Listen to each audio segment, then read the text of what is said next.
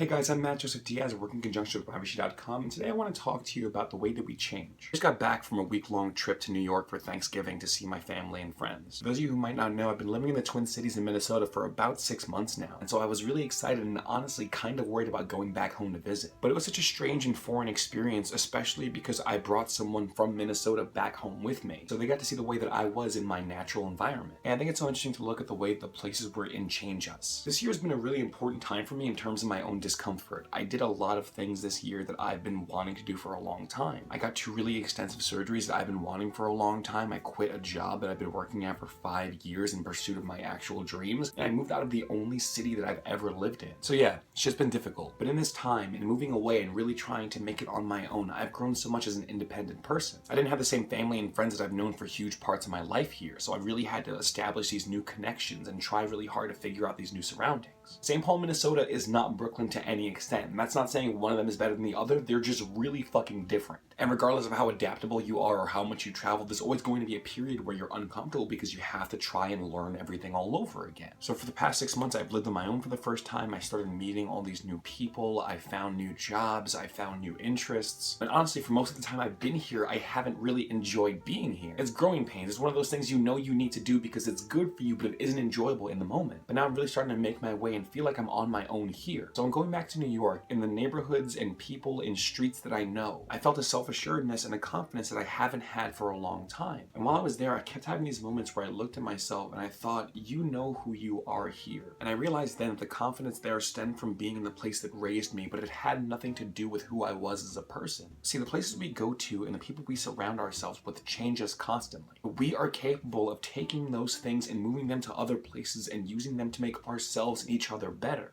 I felt confident when I was in New York because I knew who I was and I knew myself, but I can do that anywhere. And at the same time, while I might not necessarily feel as confident here in St. Paul, I do feel more independent and I feel more like an adult and a separate person here because I don't have all the comforts I did back home. I'm basically forced to grow by default because I have no other choice. There are things you can gain and benefits you get from every environment you walk into. There are ways to grow and knowledge you can glean from every experience you have. Each of these things has the ability to change and shape you, but ultimately you have control over who you are. Your past has influence on you. Your environment has influence on you. The people around you influence you, but you are not your past. You are not your environment. You are not the people who treated you poorly or the people who raised you. You are you, and only you get to define what that means. If you see qualities you admire in the places you go and the people you surround yourself with, you can take those things and use them to help yourself grow. It won't be easy and it won't be comfortable, but it will be worth it. Because you can take your experiences and cherry pick the things from that help craft your best self. And I don't think there's anything more powerful than knowing that no matter where you go,